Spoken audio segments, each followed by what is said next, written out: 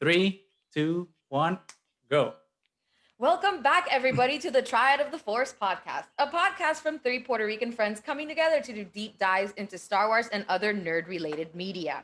This is season 1, episode 10, The Emperor. Maybe gonna change the title. We're gonna discuss that later. But we also wanted to let you guys know We'll to see. not, Yeah. we'll see. We wanted to let you guys know not to forget to check out our new series where we do our Mando Mondays, where we react and analyze to season 2 of The Mandalorian. I know there's a bunch of those out there, but it's always nice to have new perspectives. So check us out. Yes. It's interesting. It's interesting, and it's not to bash any other YouTube channels, but I've noticed because I've done some research and listened to some other people do their reaction videos, and I just find that lots of other channels that will remain unnamed just do like basically a short recap of whatever happened during the episode and just say like, oh, that was good or that was bad. And I think that's fine if you want to be surface level, but I think that's one of the cool things of our reactions. We try to kind of go in and really dissect what's the why the episode was good or bad. Yeah, the question is, do you want the Spark Notes or do you want the after party for the episodes? I like that. I think we do both, honestly, because Yeah. since our Mando review episodes are on the short side, Yes. 30 to 40 minutes, it is kind of a party with the after party. Yeah. So for those of you guys that find our episodes too long as well, check those out. They're shorter. Very much so. Yeah. But as usual, for like our regular episodes, we always like to start with an update on Nani's Clone Wars journey. I mean, I know you were a little busy last week since you were studying for your tests. I mean, I don't know if we can say what your tests are, but I don't know how public you want to be. Top secret. Yes, top secret test for the government. What? But I don't know if you had chances to jump back in, because I know last time you were on Mortis. Yeah. So I didn't get a chance to watch that much, but I did finish off season 3.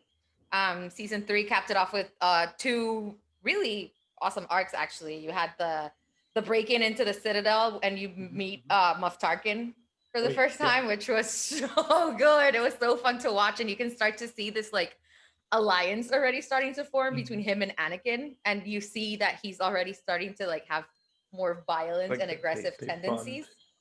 Yeah, I know. Yes. It's just like, and I would just keep going back to that scene, right in A New Hope when he's like, Darth, please just let him go. And it's like, oh, Vader, now it makes him. Yeah. So now it makes much more sense, because it would be like, why would Darth Vader listen to this guy? But if you take into consideration Clone Wars, you can see that he's already started to gain respect for this man. So if somebody would be able to. And correct me if I'm wrong, but during that episode, aren't they like around some lava or something? It's been a while since I've seen it. But there's like some sulfuric acid going on, so it's more yellow than, So we're just kind of like Sith. It's still kind of there. And then I think they asked Moff Tarkin at some point, like if he's gonna get in trouble or something, and he specifically says that he's made like friends with the Chancellor. Like he's already like, close to Palpatine. Already. So it doesn't really matter, if he gets in trouble. It's so timely. Obviously, I know. We're gonna talk about Palpy today. That might be like a good title for the episode. Papa Palpy. Papa Palpy. Papa Palpy. They'll get the point across. Or even the puppet master, the puppeteer. Oh, I like that one, the puppet master. Phantom Master, I like it. The Master of Puppets. Oh, we can go Metallica. You can go metallic on it. The Master of Puppets. Ooh, I like that. Okay. Well, anyway, keep it in mind. Palpatine. And the last arc was when Ahsoka gets taken. So like that reptilian hunter, like Hunger Games kind of situation. With Bosk and the younglings. Yeah, and then Chewbacca. It's always gonna be a forced cameo in there, always. But it worked. It worked. It was good. So that's what I've seen so far. So hopefully I'll get started on season 4 this week, and I'll keep you guys updated. That's great. Awesome. Yep. Okay, guys. So what do you say we get into the news that was released today? It was really interesting. I don't know if it was today or if it was yesterday. Okay. I mean, for everyone listening, this won't make sense because we release on Wednesdays. So I think it was released either Monday or Tuesday. and it comes from Paul Duncan's new book, the Star Wars Archives, episodes 1 through 3. And I was surprised that something leaked out from it, which I did not expect that book to include, because since it's very prequel focused, I Hmm. didn't realize that there was going to be like any tidbits for like the sequel trilogy treatments that George Lucas was thinking about before selling it to Disney.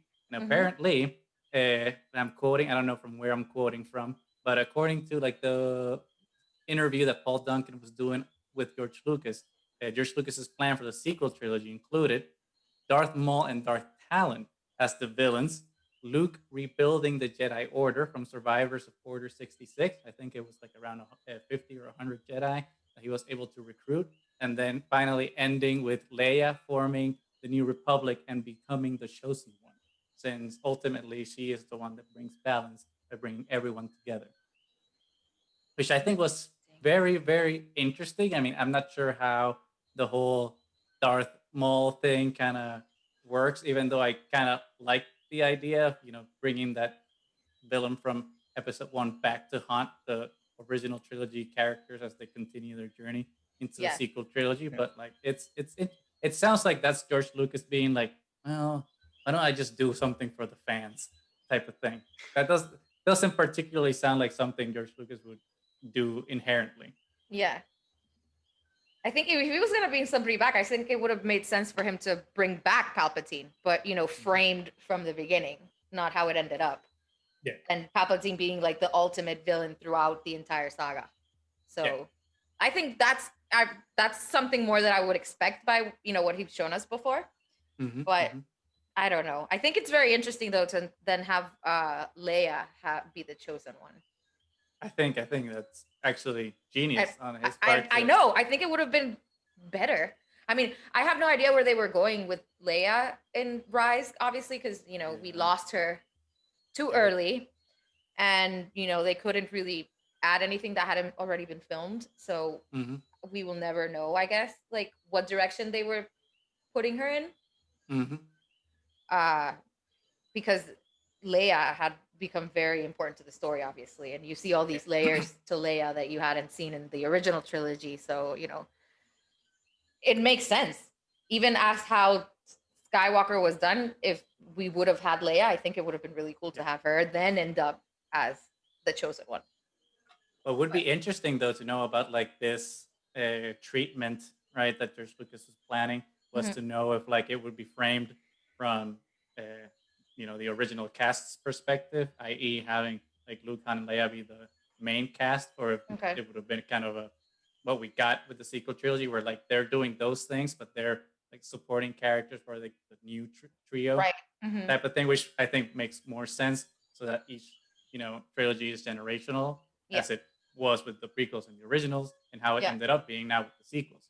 I mean, obviously, it doesn't specify it based Hmm. on the leak that we got, so maybe the rest of the interview will, expand on it. But Hmm. I think it's cool so far seeing like all these tidbits that are coming out, especially with the Colin Trevorrow Duel of the Fate script for Episode 9, and now these little George Lucas things that are trickling out to see what the sequel trilogy could have been. Well, They're probably trickling it out on purpose. That's just like it's kind of like to keep everybody on edge. Like, ooh, this seems like interesting. Like, what ifs? I mean, I don't know if I agree with that necessarily, because I don't know how much control Lucasfilm had over what was published about that interview. Because I mean, the publisher the is editing cautioned. process, yeah. Yeah, because like I Hmm. mean, they're not gonna censor the creator, right? In a book about like his movies. But like I think Lucasfilm has been very tight-lipped with the behind-the-scenes drama that have happened with the sequel trilogy. So I mean, even with Episode 9, we didn't get any deleted scenes. We like really don't know anything beyond what we got. So like I think Yeah, they that was would have really wanted to strange. do it. Yeah, I think they Yeah. would want to do as much control about the narrative as possible. I mean, they haven't even released anything beyond what we just got from what George Lucas's treatments were. We've gotten like some things, but I think they don't want to do that because they want people to accept the sequel trilogy. And if you give them other stuff, people will be like, "Oh, see, that one's better. Disney ruined it." Well, I mean, there's a lot of people that already don't like it, so I don't know how Yeah, much worse they can make it. exactly. Honestly, Well, that would be fuel to the fire, right? Yeah, Yeah. but I mean, mm, I don't know. I don't know if it would Yeah, actually make it worse or not. But will anyway, be an interesting. But interesting take on it. but But if it was planned, it will be kind of like a Poppy move. Absolutely. exactly, Yes. and that's exactly how I was gonna seg into the topic. It's like speaking of empires, as since Disney is a corporation who might or might not be evil, let's talk about the other empire, the Galactic Empire, and its ruler, Emperor Palpatine. Okay.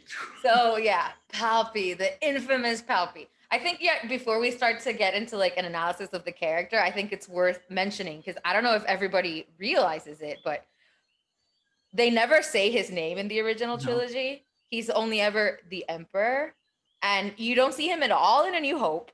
There's like a random mention of him at the very beginning. Then you see him only in holograph form in Yep. Empire, and then you don't get to see him in person at all till Return.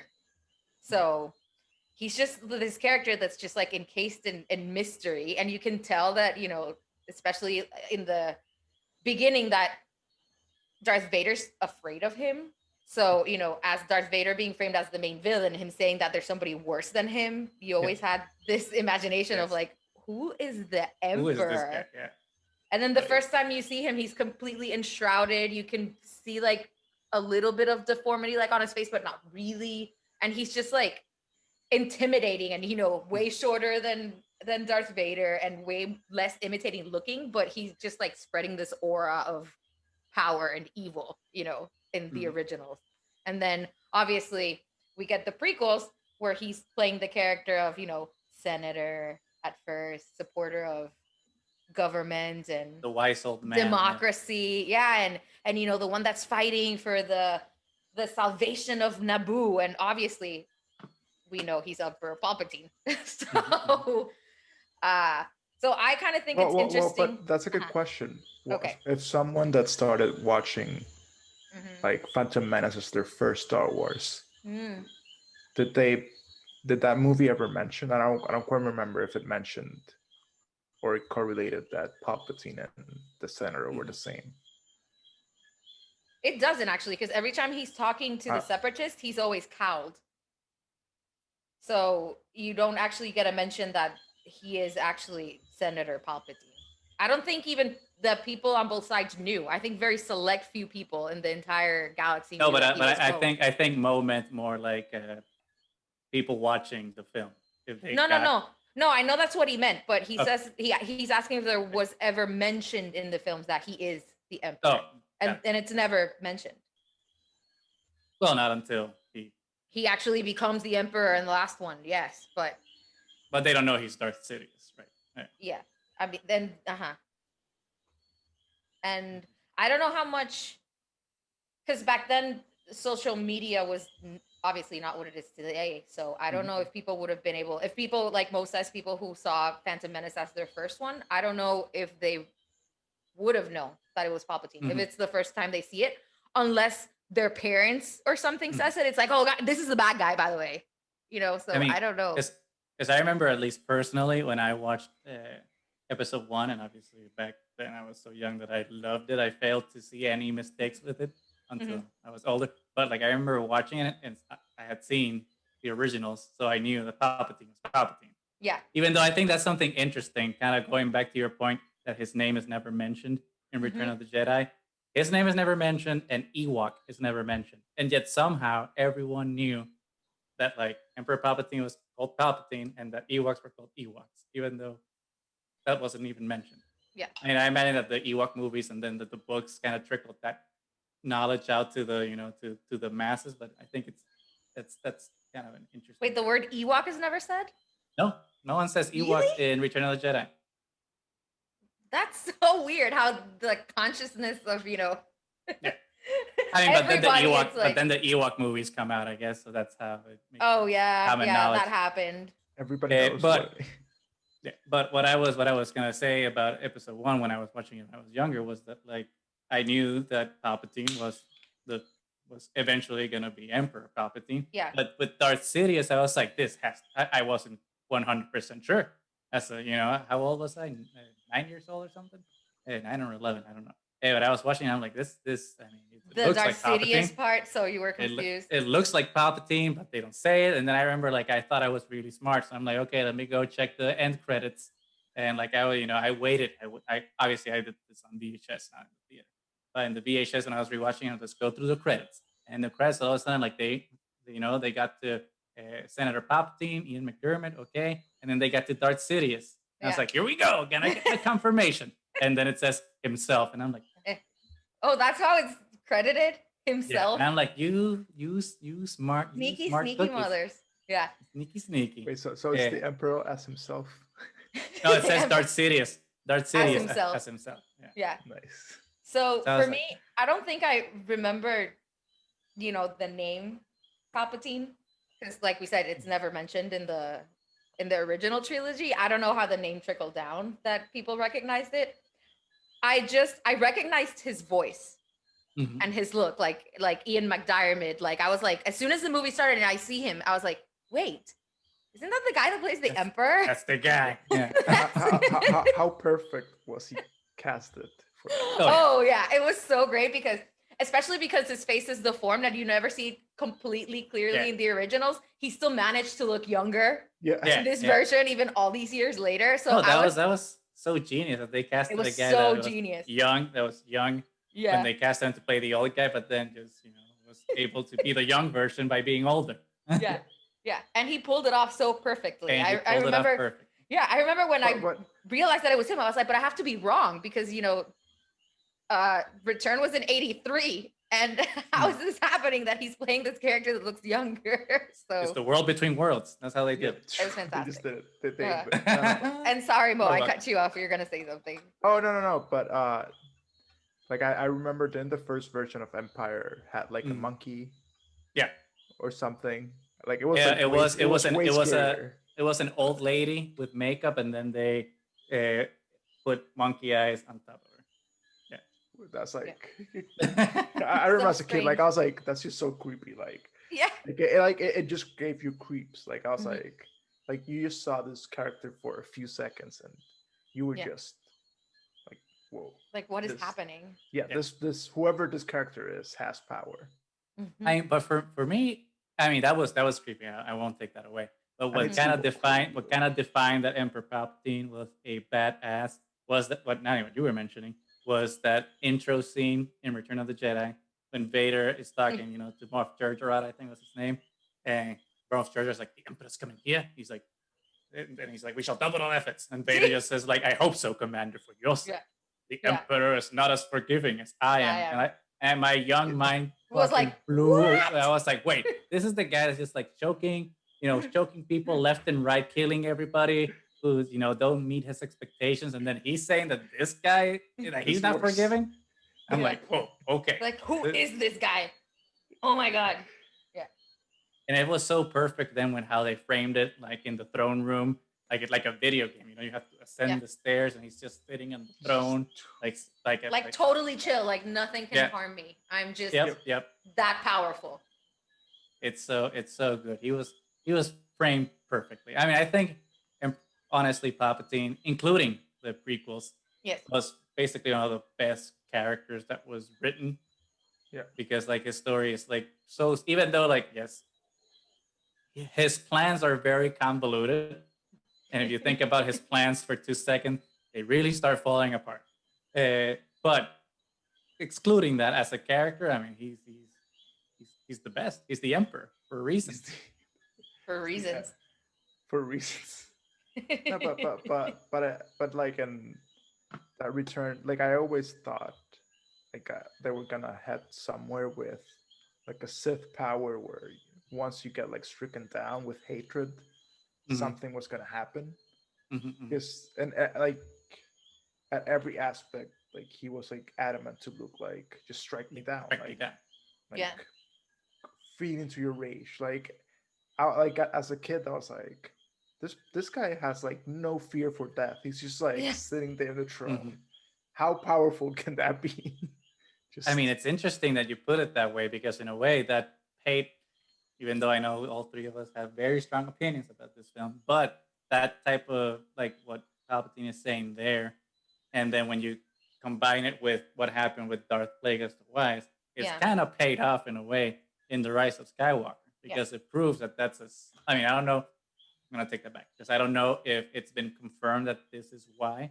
At least from my perspective, how I interpreted the scenes in Rise of Skywalker, it seems that that's a Sith ritual of like transference of power, and that that's why the Master always wants the apprentice to slay him because he can transfer when the power that happens. He absorbs that power, kind of like Highlander in a way. There could only be one, and he absorbs that. So I think that's what they were going for with Rise of Skywalker, which I think then is interesting because it ties into all of the 9 films, which begs the question then: if Palpy killed Darth Plagueis, is Palpy actually Darth Plagueis? If like it's that master, being subverting the apprentice with the murder ritual. Right, but I don't think that necessarily because you murder them, the entire spirit gets, transferred. That's why I thought it was a little weird there at Rise of Skywalker. Because he says, I am all the Sith, and I think he means it literally. Well, yes, but I am all the Sith, and then Rey says, I am all the Jedi. But when Rey says that was Iron Man. That's kind of like a retort. That's kind of like, well, I got my back also. Like, well, yeah, but he could maybe, have all of their accumulated powers and maybe even some of their information and stuff, but I don't think necessarily it was a transfer of personality and identity. Okay. You know what I mean? I can buy it. I mean, if it was the case, then that means that it's just whoever was the first Sith. Exactly. Yeah. Will be that person. Well, yeah, and as far as I know, the role of it wouldn't even be Plagueis, yeah. Mm-hmm. Yeah. Well, yeah, but as far as I've honestly, I haven't done that much research into it, but I'm pretty sure I read somewhere that the rule of 2 wasn't what ruled the Sith the whole time. You are correct. Yes. That was developed like after most of them were killed when their giant war with the Jedi. So yes, because otherwise they would have like destroyed themselves from within. Because since the Sith always crave power, that would have just led to endless war amongst them. So that's why the rule of 2. So that's why they developed the rule of 2. So you only kill your master when he becomes weak or whatever, and then you become the master taking an apprentice. So correct. Even though they're always cheating the rule of 2, especially like in the Clone Wars, you see that everyone had an apprentice all the time. Everybody. Well, yeah, I mean, you. Everyone. What? Well, maybe it's just like the rule of 2. Like as long as you can only be a master to one and an apprentice to another, maybe. It's just like it's reaching for straws. That's for a certain point of viewing it. Yeah, and aside from the fact that you kind of get the sense that while Darth Maul was his apprentice, Count Dooku was too. But I think, oh wait, I don't think you might have seen this, but I think in Clone Wars they kind of make some spoilers. Yeah, I don't want to spoil it with you. Okay. But Palpy does say something about that. Okay. Yeah. But then he gets upset at Count Dooku for having Ventress as an apprentice, basically, and says that the only way for him to prove himself is to kill Ventress. Yep. And that's when Ventress turns on him. So. By the way, speaking of Ventress, Mo, I don't know if you've seen it, but like I don't know if it's Hasbro or Galaxy's Edge, they released Ventress's lightsabers. Ooh, nice. I think that's something you might be interested. Little addition there of information. They look awesome. Not sponsored. Not sponsored. Yeah. Well, but this is a Star Wars thing, so I would. Yeah. Legal department's gonna have to check this. Oh God, no! Stop. Aye. But I guess that's the beauty of Palpy. Like you never know, like how was it all planned? Was it also like partly, the Force? Does it tie into Mortis once there's no like balance or like father, son, and daughter? Did the Force help Palpatine as well. Like you can make that argument that once I don't think that it was helping him. I think that just because precisely, and this is my interpretation based on what we talked about last time on Mortis, because the father wasn't there to keep that balance, there was no way for balance to be kept, which is why Palpatine was able to like bend it towards the dark because nothing was balancing it out. Yeah, like once that happened, then the Force bended towards Palpatine's will. Mm-hmm. Well, and not only that, you kind of sense that not only obviously once you get the prequels, you can see how long Palpatine was planning this and how long he was like making that, manipulation into the system. But they hint at that it had been going for way longer than that, trying to disrupt the balance because the clones had been commissioned years before this whole started. So, there were things going on behind the scenes, maybe for decades, who knows for how long, to try to tip the scales just by, fomenting all these corruption, so. I mean, he might have been an evil man, but he did have one virtue, and that's the virtue of patience. Patience, yeah. Absolutely. Like, to be able, and in a sense, be one step ahead of everybody. Mm-hmm. No matter at what point, Palpatine was one step ahead of everybody, even on the sequels. Yeah. Mm-hmm. Like that. That's the contingency plans and everything. Like, I mean, he knew what he was doing. It's almost like it's akin, like it's almost like Palpatine's like a chess master. He can see Grandmaster. Yeah, but like he can just see steps ahead, way beyond. Plus, like I don't know if I remembered, he can actually see the future. I think that's one of his. Well, he can because like the Force allows you to see into the future, but since it's always in motion, you never know. I mean, but what you're seeing is.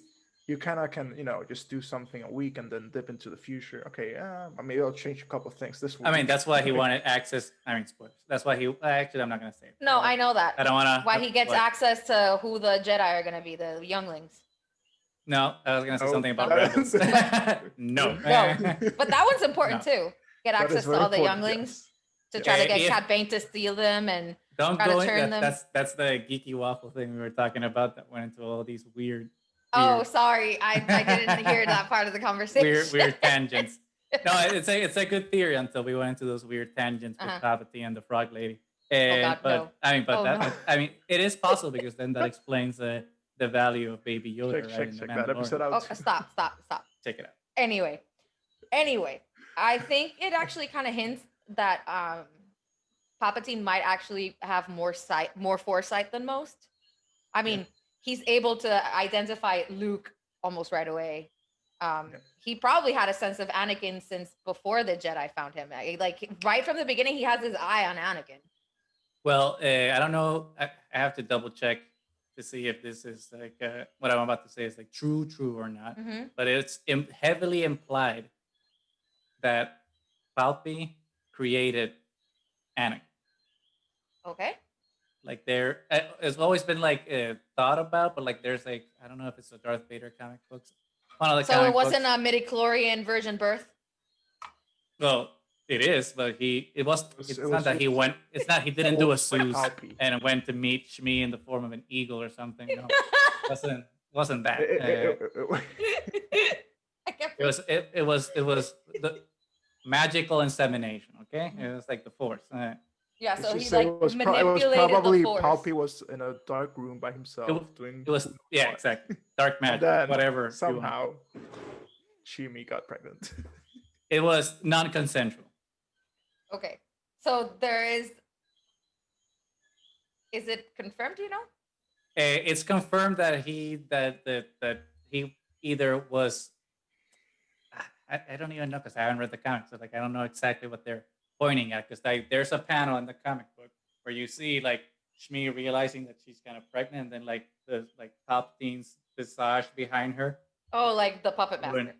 Yeah. Yes. So like, I don't know if it's like explicitly said that he literally created Anakin out of midichlorians, or if he just manipulated the Force into but him being but created somehow. yeah, I mean, I know it's a kind of fine line between both things Mhm. like I said, but I think that's where it's teetering. But we can generally conclude that he had something to do with Anakin. Or being at born. least, at the very least, awareness Okay. of Anakin's existence. From the moment of inception. Yeah. Yeah. Okay. Which would make sense because I can buy that one. Seems more plausible, but I can buy both theories at this point. I mean, I They think the latter is plausible, especially when you frame it with the sequel trilogy. When Yeah. Snoke says powerful light, I mean, Luke says it, but then Snoke says the whole like darkness and light to meet it. So like Yeah. Palpatine, he's the darkness, and then he is sensing that light that's being created to meet him and be his match in the Force. And then he corrupts it and ruins it. But then, what does the Force do? Twins. Yep. That I didn't make that up. That's from the Freddie Prinze Jr. rant that he went on when he's like talking about Star Wars and stuff. A very, very good rant. That if you haven't listened to it, you definitely should check it out. That's cool. So do you want to go into like what George Lucas's inspirations were, when he was creating this character? I mean, I think it's always funny to talk about George Lucas's inspirations or opinions on Star Wars because I think the man is so. I wouldn't say he's a liar, but I think he conveniently changes the story every time, every 10 years. So every time there's a change. He's a bard, a modern day bard. Yeah, no, I agree. So which like always makes me take the things he says with a grain of salt, just because it's just like that's not what you said 10 years ago. Like, we can record you, right? We can go back and see what you said. But I still think it's doesn't make it untrue. I just think it's like different layers, like we said last time, onion. There's different layers. Yeah. There's layers of the truth, and I think that they're not mutually exclusive. So, I mean, we can look at it from where he was coming at it from the prequels perspective, or we can look at it like inherently from the original trilogy. I don't know which way we would want to start. I think just start with the prequels, because even though they came after, that's how you establish his character, really. Because in the originals, you don't really know much about him except that he's a badass and rules over everybody, and then Darth Vader kills him. So throws him down a bottomless pit like so many other Star Wars characters. Yeah. Well, it's interesting. Obviously, this is all information that anyone can find on Wikipedia, so like we're not doing anything too revolutionary here. Which is interesting because some Star Wars channels like to think that they are, but that's fine. Yeah, but that's all they do. Look at Wikipedia. But you're just hating on people today. A little bit. Hey, you started. I remember like that first episode. You went all guns blazing on Fandom Menace. I did. So I'm just following your example. This is all my fault. But it is. But I'm not calling anyone out by name. I'm just. I know. Saying. True. I'm doing. But and actually, by going into like some of these connections and inspirations, we'll tie it in a way into like our political intrigues episode. Yeah. It'll be interesting, especially with what is going on again. I know. Post-election. Jesus Christ, I can't believe it. I'm kind of getting goosebumps, like when I was reading some of the things that have been happening this week, and then like reading some of the things of like how George Lucas wanted to frame Palpatine. I was like, oh, you're a smart man, George. You called it. You win the lottery. Yes. Because he wanted to frame Palpatine obviously as an authoritarian figure, and the first person that like comes to mind when we think about authoritarians and fascists and dictators is Adolf Hitler, and that definitely was an influence. But other influences were Julius Caesar and Napoleon, Stalin, Fujimori. So the reason that he chose those historical characters as the framing device for Palpi was not just that they were, dictators that did questionable things to some sectors of the society that they ruled over, but questionable. There's there's good people on both sides, right? Yeah. But the framing of them was not necessarily this evil dictator on top, but more so their story of going to their process of becoming that dictator. And it's not like a forced coup or going to the military and taking over, or forcing anyone to give them power. It was actually a political process that they took advantage of, and through the will of the systems that were in place, they ascended. And thunderous applause. Like Padme said, this is how liberty dies, with thunderous applause. So that's why he framed it with them, because he was a person that was able to use the machinations of the state to become the person that took away those same machinations that gave him that power. And that's extremely explicit, right? Like in the prequels, particularly. Yeah. Because in the prequels is where we see like he's not only like playing the Senate and manipulating it to become Supreme Chancellor, but then manipulating it to get emergency powers, and then extending his mandate until finally the culmination. Emperor of the First Galactic Empire. Yeah, but I mean, you have to think, like, how far did his reach go? I mean, when he started the whole thing, when he first, convinced the Trade Federation to blockade Naboo, because at this point, it's like you were saying, he's like a grandmaster, and at this point, he has the board set the way he wants it. Who knows for how long he's been planning it, but how intelligent he is that at this point, he's like, okay, I'm going to start my moves, and then, plays and counterplays, and how he's able to manipulate both sides so perfectly. I mean, even with the Jedi trying at every chance, to stop him, but obviously they're feeding him information too. Like when the Jedi sometimes discover information, they have to give it to Palpatine because he's the Chancellor. So sometimes when you think the Jedi won a battle, they're actually giving it back to the Emperor the whole time. So this genius of how he manipulated the creation of the clones, but manipulated the creation of the droid army as well, as he's already planning the building of the Death Star so that he can continue to keep power after he destroys the Republic. I mean, it's so many balls in the air. It's insane. But he knows where each one is. Yes. I mean, I think it's particularly interesting when you frame it with how he was playing the other side and how the Jedi are kind of misinformed, because again, because the influences for Palpatine were real life influences that actually happened.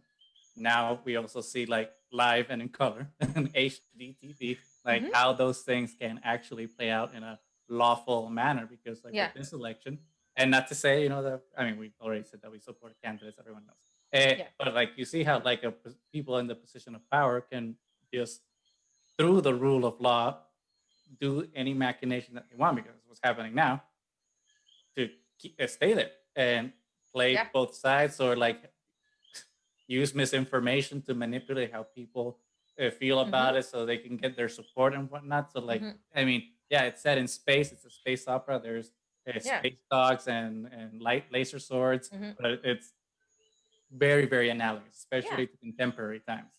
Yes, especially because it's this whole attitude of creating mistrust, and then because you have already created this mistrust, you can manipulate whatever you want. So I mean, those of the cult of Trump really, really believe that there was fraud here, and it's. I mean, I just keep getting this image of them having to literally drag him out of the White House, and if he's even going to allow that to happen, it's so surreal, honestly, that this day and age, this is happening. This man is trying to. It's like, oh no, I'm not leaving. Which kind of shows that history just repeats itself. Oh yeah, it's like poetry. It rhymes. Just George, why did you ever say that? Now I can never stop quoting it.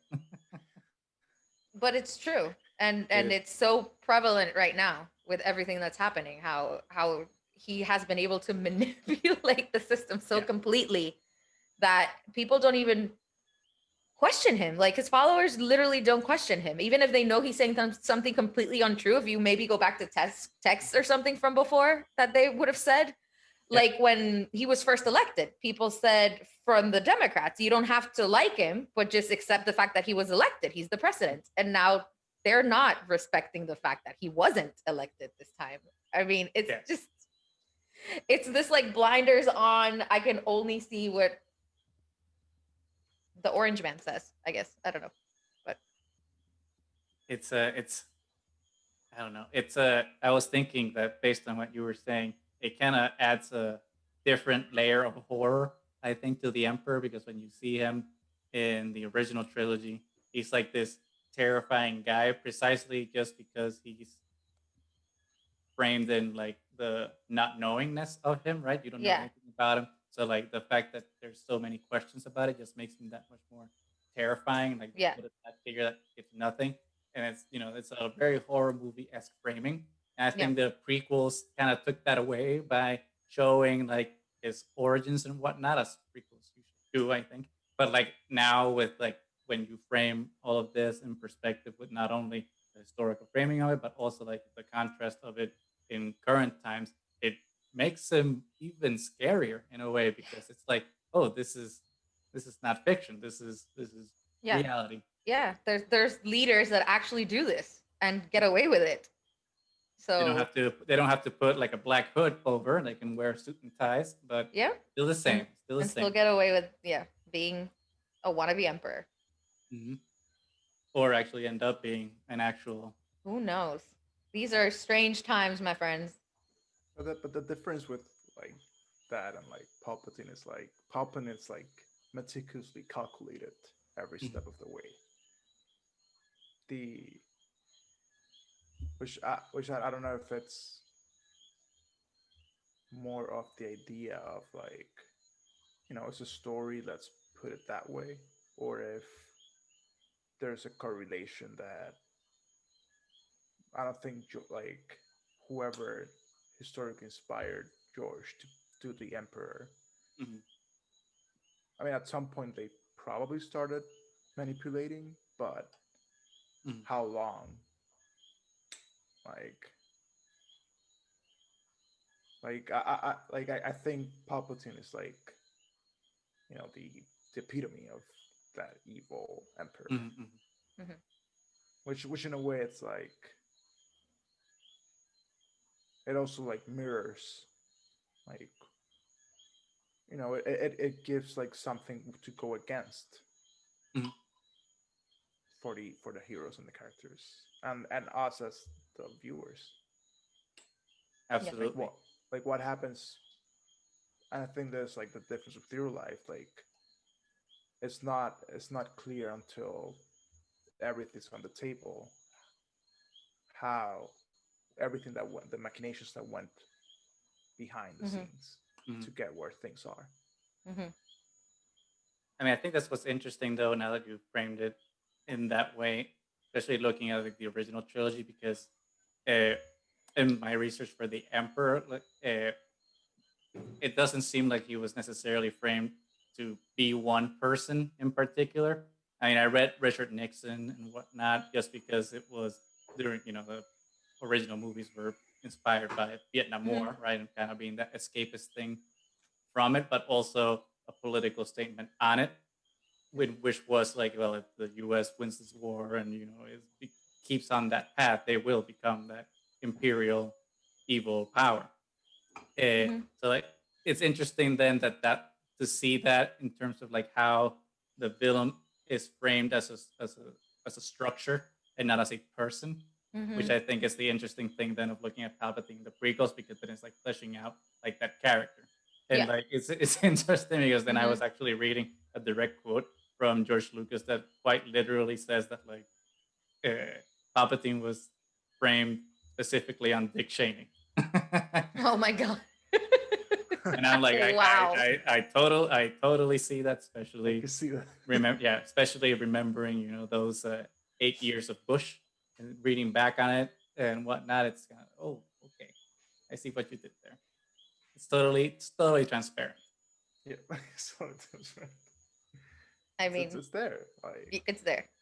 But I mean, I think that's the beauty of the character, though, because you know so very little about him in the original ones, but he's still terrifying.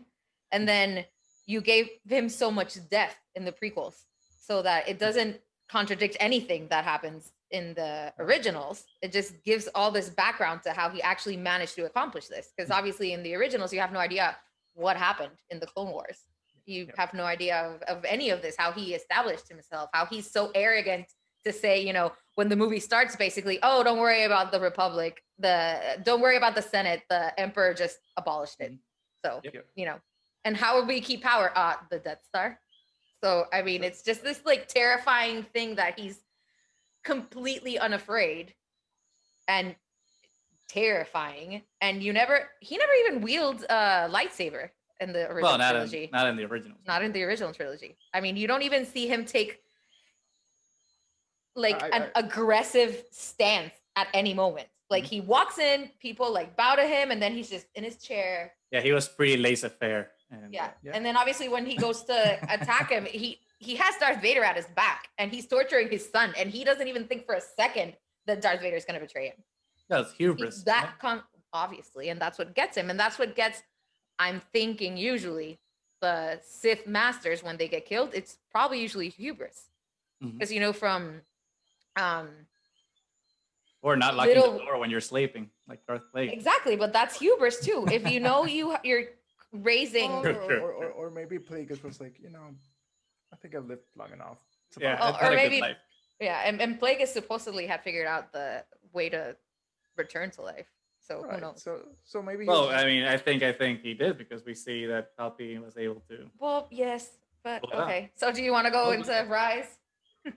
No, I think I wanted to like get on 1 point extra on Palpatine in the prequels, which you've already talked about a little bit, but it's more of his manipulation of the other side, and I think it's very purposeful how George Lucas framed it, because when you look at the composition of everyone that's on the CIS, it's always other species and other aliens and this group of diverse people and ideas from different places that kind of want to go against the very monolithic state of the Republic as it is, even though I know that there's many other species in the Republic Senate, but the way it's framed through the movies, it's always the human characters versus the alien characters.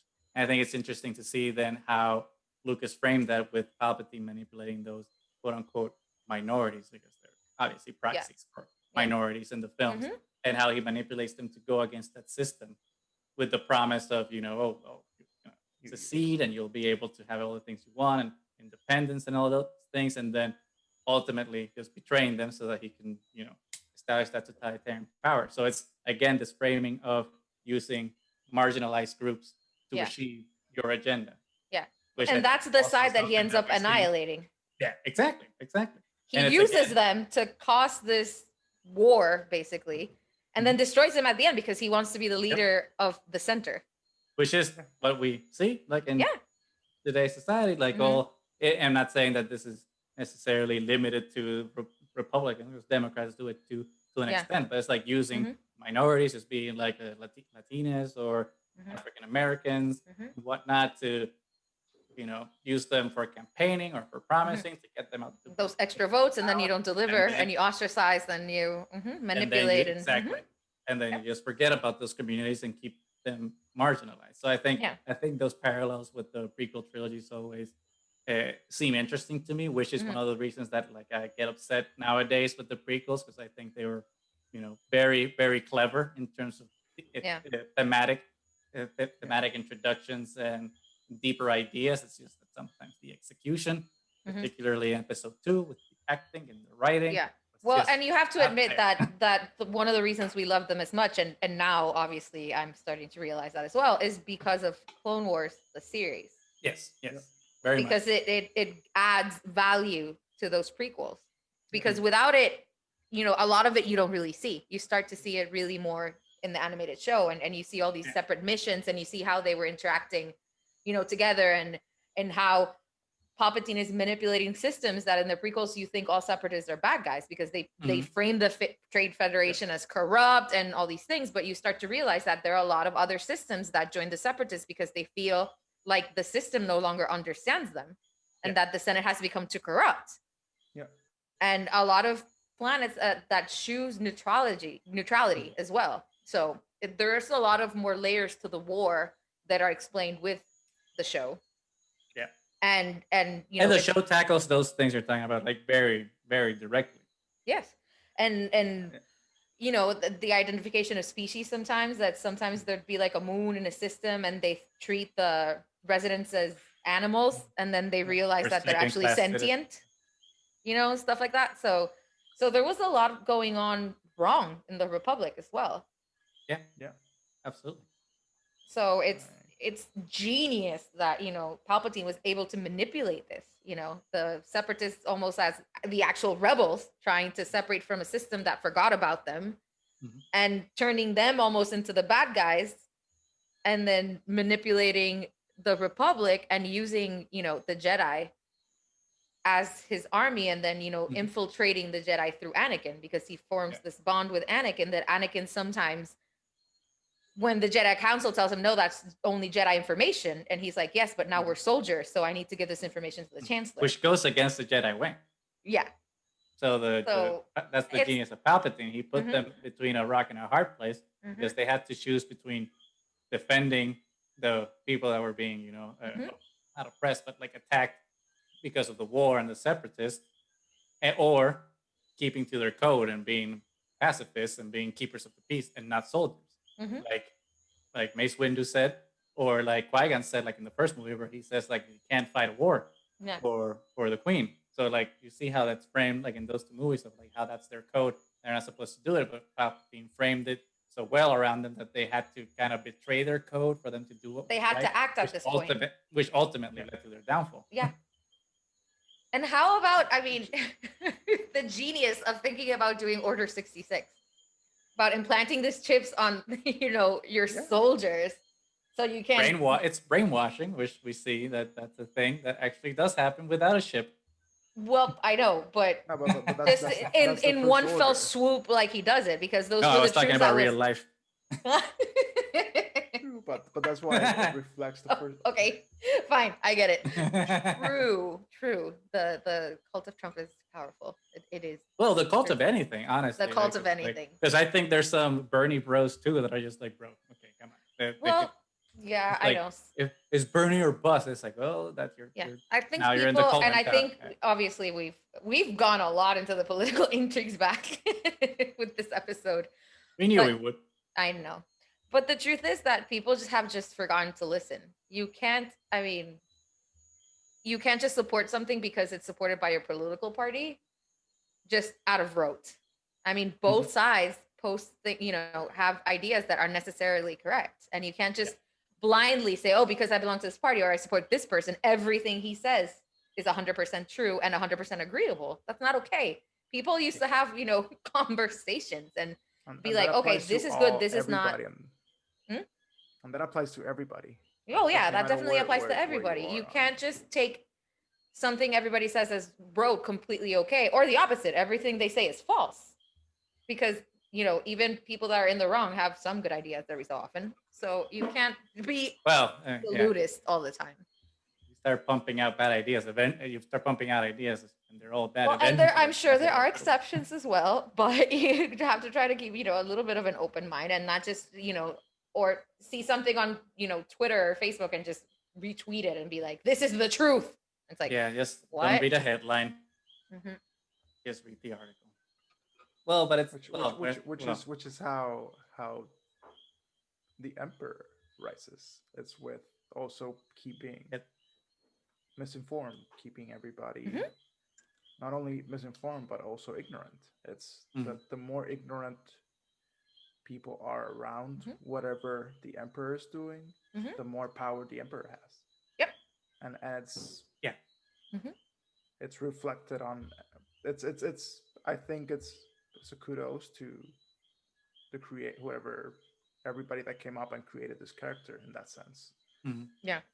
Like through because even at the end, like you still have somebody that dealt completely in the shadows, dealt completely with like using proxies, which can be like how who is the one that's in power, which happens with like Snoke, when like Snoke comes this figure, like, oh, is that the one that's really in power, or is there's like somebody behind that? Behind the veil. Yeah. No, but to that point, I think, and these are minor spoilers, sorry, for season 7 of the Clone Wars. I think one of the interesting things which ties to what you were saying is like he also, which was like this perception of information, because like for us, having seen the movies and seen it, from the third person view of the films, we know that Palpy, right? Yeah. Engineered everything, and he had the wheels of war going on. But it's interesting the framing that season 7 made for the perception that regular people on the streets had, and they blame the Jedi. They say it's the Jedi's war. Yeah.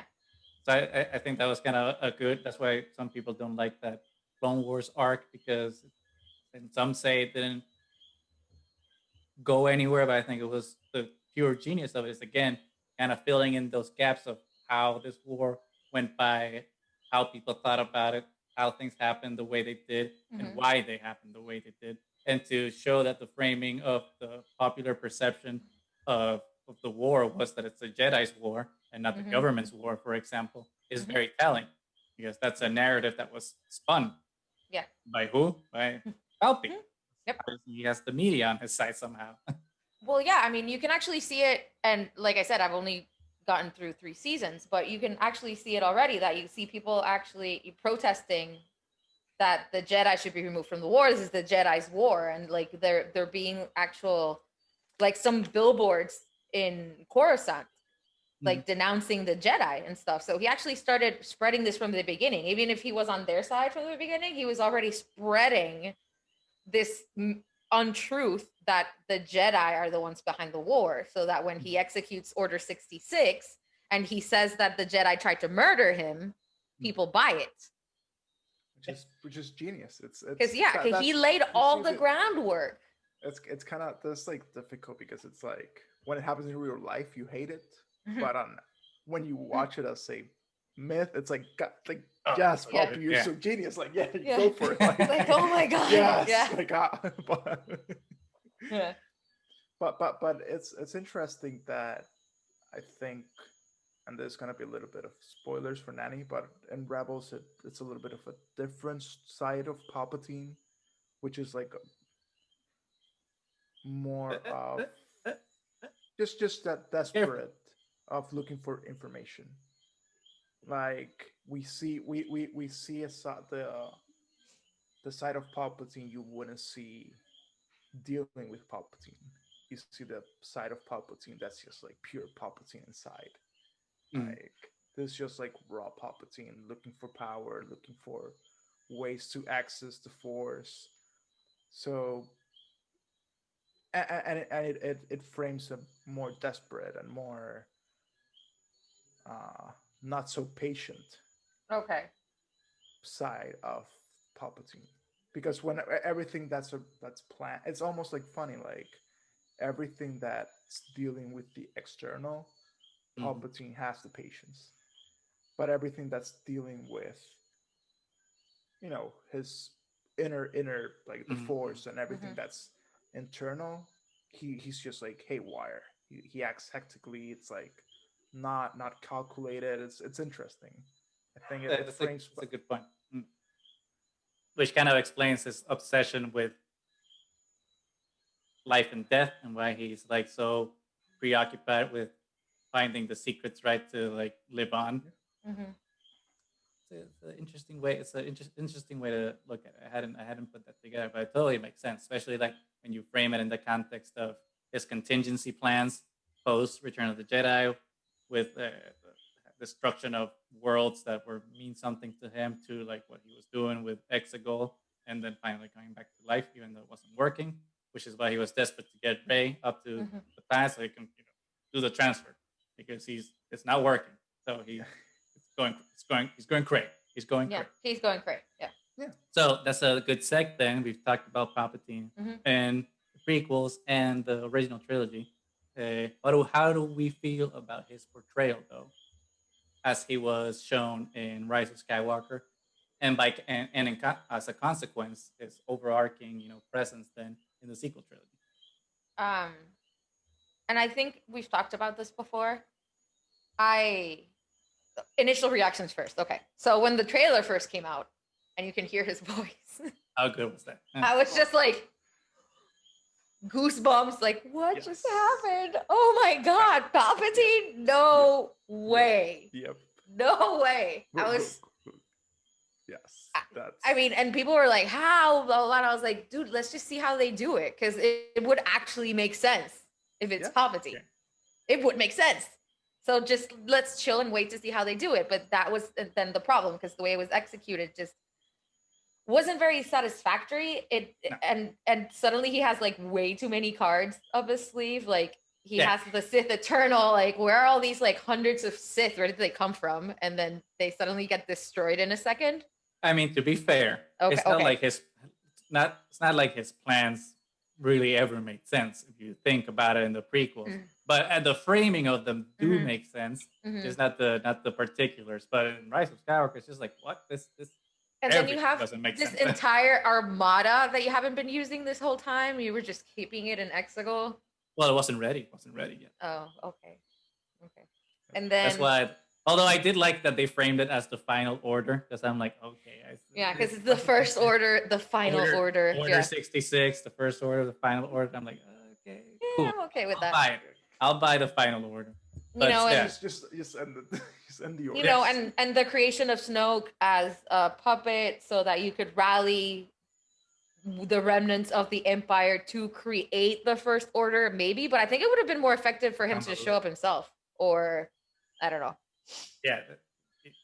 The use of Snoke was strange, especially because, you know, then you kill him in Last Jedi without any fanfare, and this is like your main bad guy so far in the sequel trilogy, and then he's just like, oh, okay, lightsaber to the middle. I mean, I never particularly. Who is he? What is going on? I wasn't a fan of Snoke in general. I mean, I didn't like Snoke in Force Awakens because I'm like, Palpatine proxy. It's like we don't need more parallels. Well, and then he was like in the chair. I liked him in Last Jedi. You see him in the chair and stuff. Yeah. And then the hologram was like huge. It was like super giant. Too much.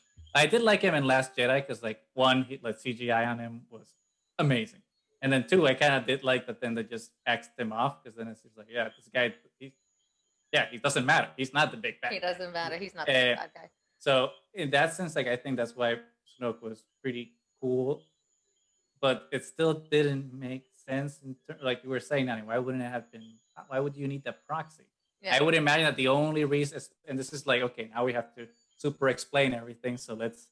Because he's stuck to the machine and he can't actually move. I would say that it was more to successfully lure Kylo Ren to him, so that Luke wouldn't be aware of Palpatine's return, because if he had been aware of Palpatine's return, maybe he would have been more prone to, jump into the fold and fight. I don't know. I'm just making shit up now because, like, since the whole thing. You're trying to explain it too much now. Yeah, because it doesn't make sense. Yeah, because you can have 1,000 different explanations. Yeah, and obviously now that you know that that's how it ends up being, you try to kind of forgive the previous ones to explain it away. But the reality is that it doesn't make sense. You didn't need Snoke at all.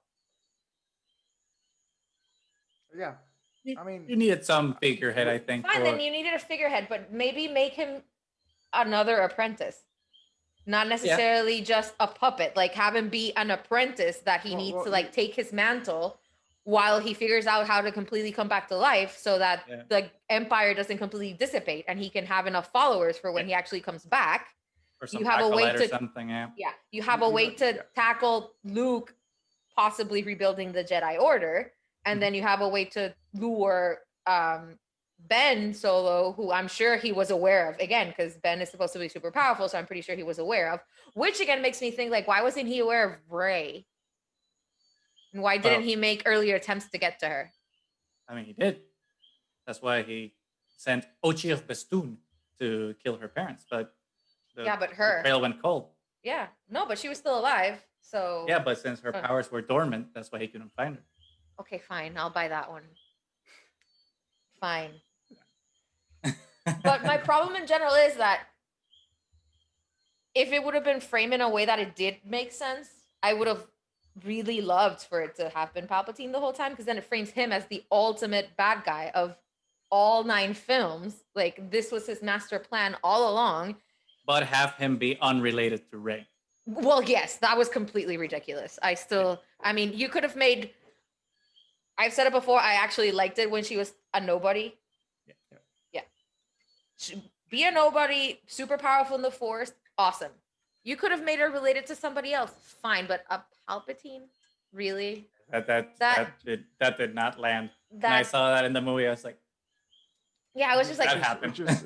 That happened. But it's interesting because it's not far fetched. Like I still have like conversation with somebody like from 2016 after that was The one of the Force theories. Awakened, and we were like, well, Rey's gonna be a Palpatine. Like, I remember there was this whole video deconstruction on YouTube of like her fighting style because she lunges with her lightsaber and it's the same fighting style as Palpatine, and I'm like, no. Okay. And it's like, oh yes, yes. Fact. Which again, actually, if it was framed correctly, it wouldn't have been that bad because you have Kylo, a son from the light that went dark, Rey, a daughter of the dark that went light, and then them together balance the Force. Balance. So you don't kill Ben Yeah. Solo. So you don't kill Ben. You actually have them find balance together. If it was framed that way, it wouldn't have been that bad. And then they have a child, and that child is the son of balance or daughter of balance. No. Or you could have twins again. You could totally twins again. Or twins, sure. Mm-hmm. But like their offspring are the actual fruit of balance. Because the truth is, at this point, the last Jedi is Rey, and she received a minimum of training. Obviously, she stole the original Jedi books, but she's not a Luke, that would be able to like. But she has all the Jedi with her. She can just call up like. like. Oh, it's a Force Skype. Force Skype. Do we think that's a possibility, or was just that one moment thing? Do you think she can actually call them up now? I think she can now. Since to be, exactly. She's in tune with. Or maybe just Luke and Leia, who are the only one that she sees at the end. Still. And then the other ones just ignore her. Okay, we're there this one time. Like we're done with you. We're That's done. it. Yeah. we got better things to do already. Like. But going back to Palpatine though, in Rise of Skywalker, I mean and that's the thing. He kind of like it does kind of narratively make sense in a way, and like he did look very, very cool. I will. He did. The makeup, everything. He looked the most terrifying he's ever looked, I think. Yeah, true. Although there is one thing. What are you gonna say? Were you gonna say the same thing as I was gonna say? There's one thing I still like. Let's see. It's like how do you force change your clothes? Yes. That's exactly what I was gonna say. It's like I can understand your physical, but how do you get a belt and a new undershirt? Yeah. Like you look awesome, Papi. Are you doing like, alchemy now? Like yeah. Well, I mean, actually, he was doing alchemy. But alchemy. At this point, the Force is completely magic because I mean, Rey and Ben can bend time and space and traverse the lightsaber magically from one to the other. I can buy that actually. Yeah. It looked cool, but it makes no sense. Quantum entanglement. Force entanglement. Quantum entanglement. It makes sense. It makes more sense than changing your clothes. Yes. It makes more sense than what? Than changing your clothes. Well, maybe. I mean, but then again, absolutely just materialize. It distracted me and everything. I was like, wait, what? Why? Why is his clothes changing? Yeah, I'm like, he has a belt with lights on it. I mean, it looks cool. Don't get me wrong, but it's like I'm gonna pimp out at the end. Like it's like I'm connected to all these cables and everything. Used to glow before. Yeah. I don't know. I think all in all, it was selective cool lightning to see Palpatine. Like it was cool to see Palpatine. Yes. I remember we were lucky enough to be at Celebration when like Poppy came out, and you just feel like goosebumps everywhere on that trailer. Like he just like came out and just like said, "Play it again." Oh my god, so good, so good. Yeah. And but then it felt like they cheated on Palpatine, but at the same time, it's like if you know the character Palpatine, you know that he did everything he had to do to get. Like he was behind the scenes. He can manipulate it all the time. But like I think I'm not saying they have to explicitly narrate every little detail that explains it, but No, give us a I'm little saying something. just Yeah. to A just little to heads save up, face. I'm Yeah. just saying I like Poppy. You know, I don't like Yeah. hating Poppy. Like I Papa can't. Palpatine. He's Yeah. Poppy. It's like Yeah, I know. I think he's even a when even when fantastic you character. suck, you Yeah. still are great. Like Yeah. Yeah. That's true. That's true. He is. He is a very fantastic character, and that's why I think he was done wrong in them introducing him this way in the end. Like it's the end, and if you frame him really in a better way, I'm not a screenwriter, obviously, but if you frame him in this way that he is the ultimate bad guy this whole time, and he's been manipulating them the whole time when everybody thought he was dead, they would have just blown my mind. But the way it was done, I was just like, I'm not sure if I believe it. I don't understand why it was done this way. Like I was just very confused. yeah, I was like, you have to do a lot of like A internal lot of mental gymnastics. To try to make it work. Yeah, to make it work. Yep. Still cool. I still Yeah. can't hate on the character. Still. It's not the character's fault. But he has one thing, zero growth. He hasn't learned that but they you can bounce see that, lightning to your face. Yeah, but you can see that like in every the last episode of each trilogy, there's Palpatine will use lightning no matter what. Which is That's kind of true. That's twice true. in a row. Well, actually, in Return of the Jedi, I didn't bite him in the ass, but like you should have known from that one time your face started melting. Like, bro, it's gonna melt again. Stop. Like, chill with the lightning. Exactly. Apparently, double lightsaber means double melt. But like, double melt. But still, it happened with the one lightsaber. Like, chill, dude. One, so it is canon. Yeah. We can say like that I did. I think he would have learned, especially 30 years in isolation, trying to come back to life. You think in 30 years he would have had time for some self-reflection, think about the mistakes he's done, and be like, "Oh yes, that fight with Mace Windu. Maybe I shouldn't have. Maybe I should have turned off the lightning." You know, he could have learned that one. I think that goes to what. Or maybe. Yeah. Go, Moose. No, Nani, go. I'm sorry. I was actually you made us one person, Moose. Did I say Moose? Sorry. Yeah, it's like I was trying to say, I was going back to what Mo said earlier, that when it comes to like global, that when it comes to global domination and everything, he's very methodical and patient. But when it comes to himself, he actually becomes kind of desperate and kind of crazy because even in Return, it's really short-sighted of him to think that Darth Vader wouldn't have pulled anything, you know? True. Okay, when you frame it that way, I can buy it because he did the same mistake with Mace as he did with Rey here, and then he makes the same mistake with Kylo, because obviously Snoke is the proxy, right, of Palpatine, so Snoke couldn't see Kylo's betrayal, just like Palpatine couldn't see Darth Vader's betrayal. He's doing the same mistake. Okay. Yeah, so it's kind of like, you know, it. he puts all his attention into achieving his goal, but once he thinks he has won, he lets his guard down. Or is desperate to win. Yeah, and then just either lets his guard down and fails, or tries way too hard and fails, you know? So it's a character flaw. Okay. Yeah.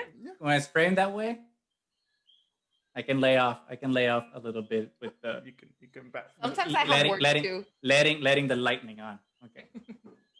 I still don't buy the whole lightsaber bouncing lightning back, but whatever. But it is still an awesome, like, it's interesting why is it lightning like a Sith power? Like, because it looks cool. It's sinister. I mean, like, I think naturally we have an inclination to be kind of scared of thunder and lightning in a storm. There are no Jedi recorded ever to have been able to use lightning? That is a good question. I'm gonna go with no. I think lightning usually indicates darkness in a person. You see, but so there's my counterpoint. The reason why lightning is a Sith power, it's because it relies on chaos. You never actually know where lightning is gonna land, and that's like a landmark of the Sith. I like that. The chaos, which is why probably Rey will eventually might be able to use lightning on herself, because she's the balance of both chaos and order.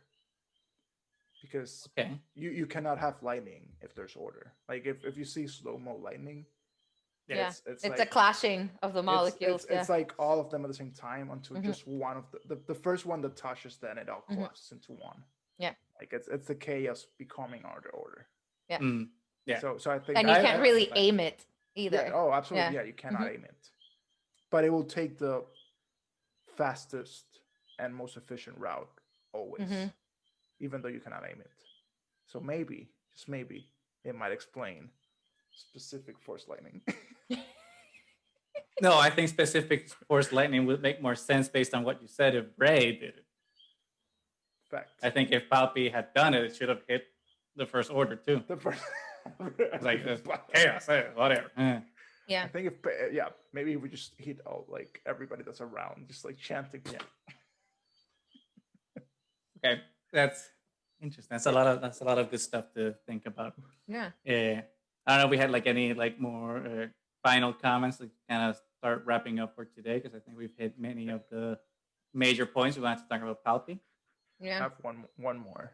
Okay. Was do you think Palpy like was like on all the rehearsals for like the people chanting, or was that like planned between them? Like what was the deal there? Like, I think since he was hooked up to the machines, I don't think he was physically there, but he might have had like someone with an iPad, so he could like make sure that, because we know he likes to delegate too.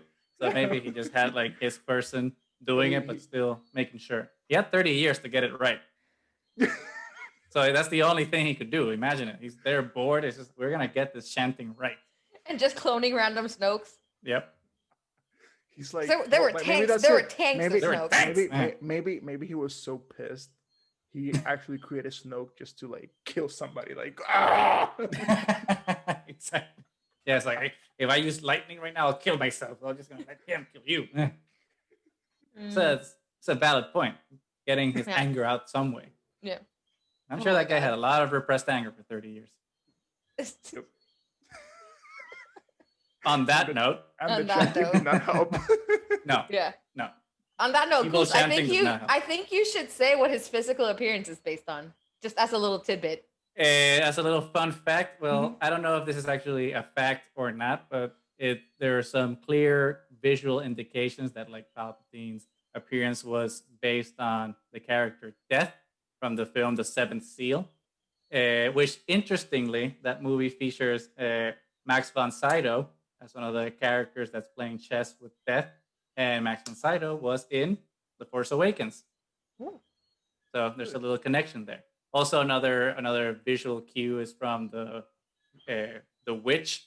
I mean, the queen in her witch form from Snow White and the Seven Dwarfs. That bears The a lot of Disney one? resemblance. The Disney one bears a lot of Wow. resemblance with Papa Palpatine there. So I'm It's not true. too sure. Yeah. I'm not too sure if it's like a one-to-one inspiration where it's just like, oh, Mhm. we're gonna use this for that, but allegedly that is one of the things. I think childhood version of myself contained to they both gave me the creeps. Just like Yeah. walking with like And now that you say that, I don't think I can unsee it. yeah, Yeah. exactly. The witch from Snow White is always going to look like Palpatine now to me. Yeah, with the pale face, the crooked Yeah, I'm gonna appearance, see the that. black hood. Mm-hmm. Yep. Cool. So do you think No. we are done for today? I think, right? I think for today, this is a good ending point. Yes. Yes. I think it was a good There's conversation. there's some Mhm. good stuff coming down the pipeline. We're not gonna reveal what guests now, but like there's some guests we have queued up that should be fun people to talk to coming down. So we will announce those soon once we've confirmed when on our Twitter. So everyone should keep an eye out for that. And we're also going to be, remember, on the Geeky Waffles. I'm going to be on the 21st, and Mo is going to be on the final episode with all the good words, The best the best words. December 18th. words. And then obviously we will continue with our Mando Mando. Mondays. It's a tongue twister there. Wow. Okay. Yeah, it's getting late, guys. I'm starting to sound, not so smart. So on that note, guys, I hope you enjoyed the episode. Follow us on Twitter, like, subscribe on YouTube, share, leave us a review, comment, whatever you guys want. Just interact. Let us know if you're liking us or not. We would like to know. So May the force be Yes. with you.